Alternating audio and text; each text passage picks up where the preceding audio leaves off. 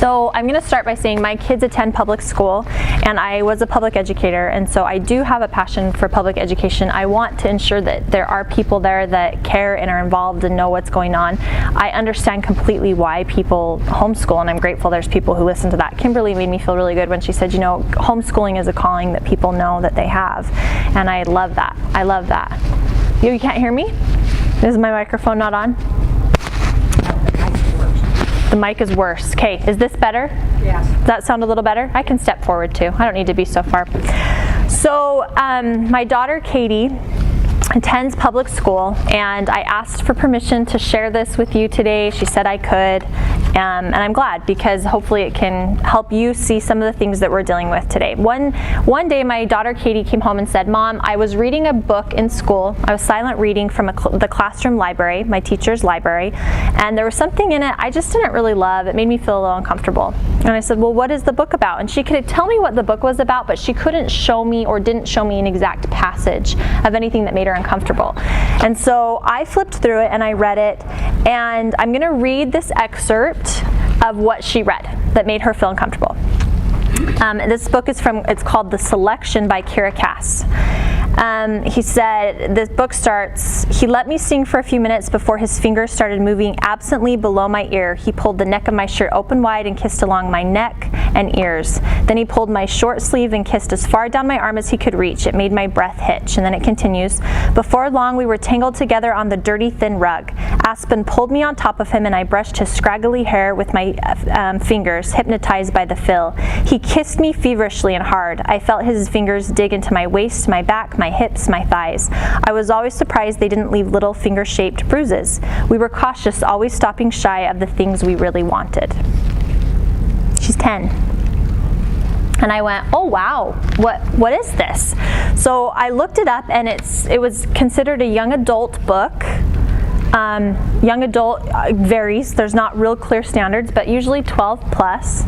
So I thought, I'll go take this to the teacher. I'll tell her what was on her classroom shelf. I was in the classroom. Sometimes things like this happen. Surely she'll want to work with me. So I approached her, and I brought this exact passage, and I had her read it, and she looked at me and she said, this is what's in higher level reading. Your daughter reads at a really high level, and she's just going to find this material.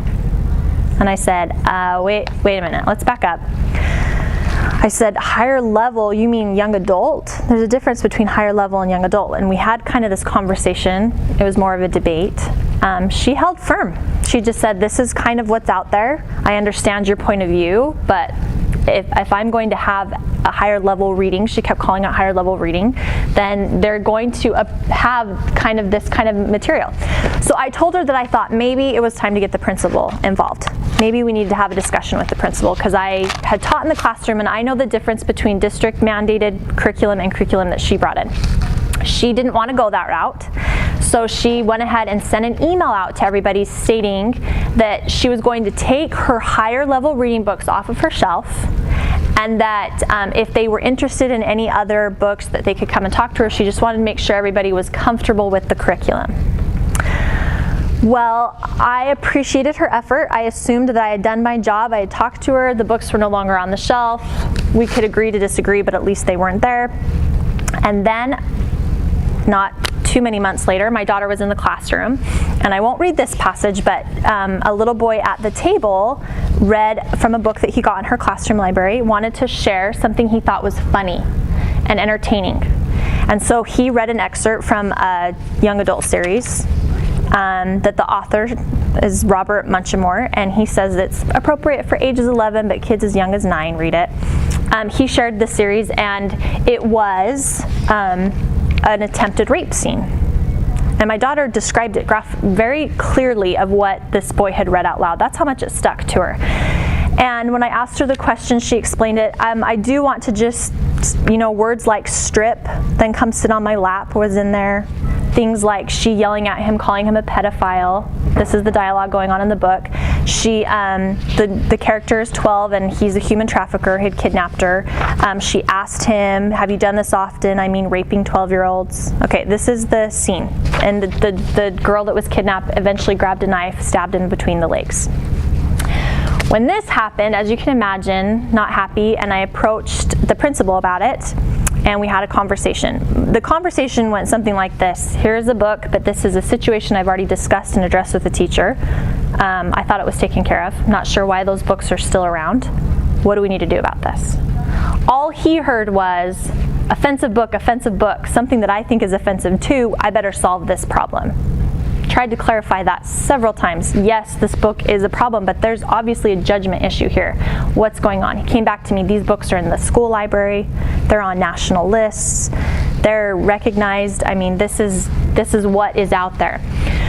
So he talked to the librarian, and this is something I want you to know. I looked it up, like the school district I'm in, I looked up their policies on instructional materials. I talked to him about that. We had some different conversations. Eventually, the book with the attempted rape scene was removed. However, the bigger problem of the books that were the teacher's choice to having them in there with the sexual content, those were not removed. They didn't feel a need for those to be removed. Apparently, she had said to the children, as long as you have a note, then you can come check out books from my book box. And when I talked to the principal and I brought him other excerpts that were just as graphic as the one I read to you, the makeout scene, more so, said this was in the book box as well.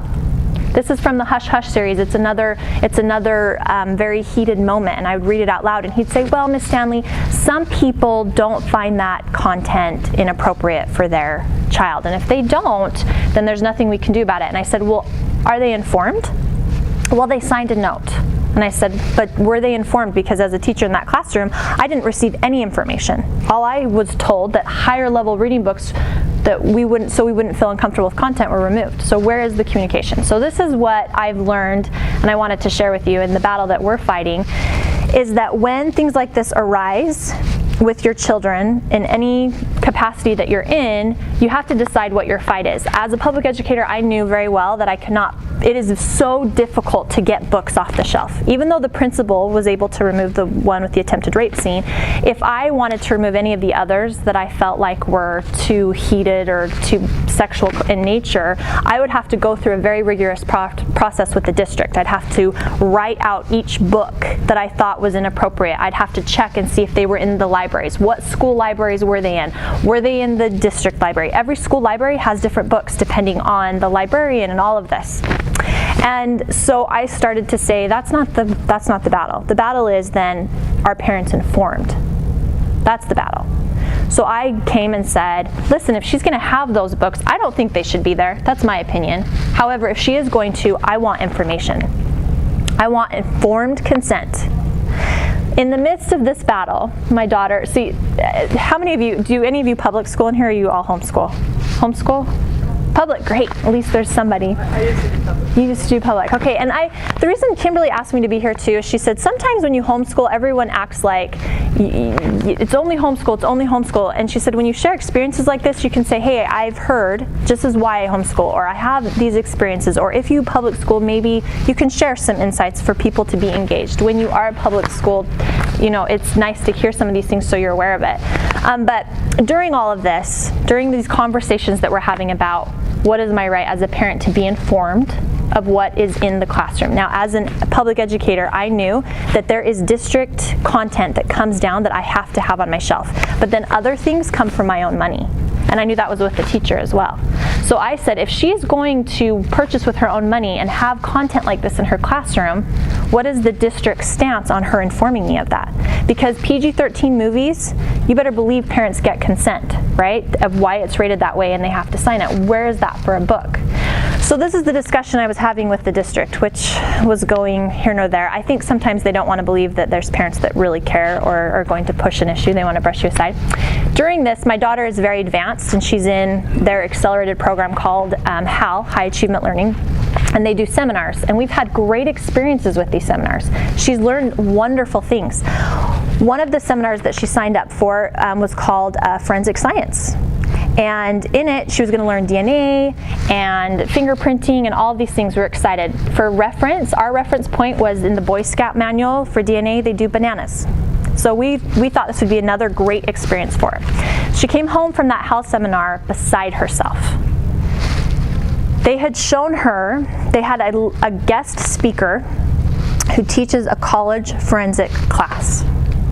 They showed my daughter and about 20 other 10-year-olds in that classroom pictures, and the pictures that they showed them were a man that committed suicide and shot himself in the head.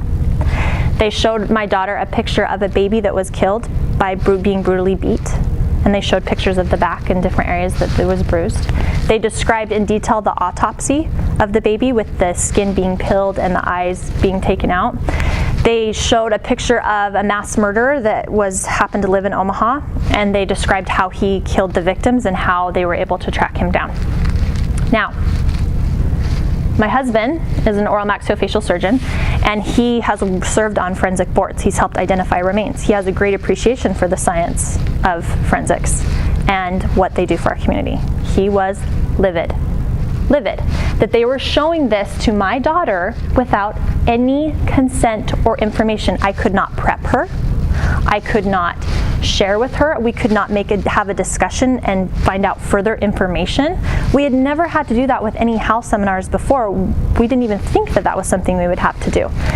We had a great conversation with the superintendent and with the HAL instructor, and they apologized. They explained that the college professor came. She had done it many times before, but this class just happened to have more questions, and it got a little off track. We asked for how they were going to remedy it. They told us. We moved on. Back to the books. And moved on meaning we came to an agreement that it wouldn't happen again, and that we would be vigilant about ensuring that other people knew our experiences so that they would understand what forensic science meant in their district. Back to this experience, we finally met with the assistant superintendent over curriculum, and we had a great conversation about classroom material content. Parents conform, the idea of having consent and understanding so that we can make informed decisions. He understood, but he told me I needed to give him time. It was a broad issue. He wanted to go and look at other schools in the district and see if they had those books on their shelf, what their policy was. He wanted to glean more information before he can come back to me and tell me what is their policy, what is their stand, what is their procedure. I let him know I appreciated that, and that we would be in touch. Just so you understand, I've not been shy about this. I've told many people in our community and in our district and other areas, and we will go to the school board if we need to. I feel passionately about this. To me, this is parents need to be informed. They need to be informed. I understand this is a reason why many people choose to homeschool, and I understand that. I feel strongly we need good people, though, involved and aware of what is going on so that we can make a difference in our communities. And so today, I was just asked to share some of my stories so that you could use that as a reference point. You know, I talked to somebody. She's in the Papillion La Vista School. This is her experience. Do you know the kind of content that's in the classroom? Are you aware of it? Have you ever heard of these series? Conversations with your neighbors, with your friends. I think the more that we can kind of spread that information, truly, the better it will be. The parents do need to have a say, and they need to be invested, and they need to know. Many parents, when I've shared this, were shocked and appalled that this kind of judgment was used, as they should be. So anyway, I wanted to share that with you today, and then we'll turn the time over, and you'll tell us what else we can do, right? What we can do.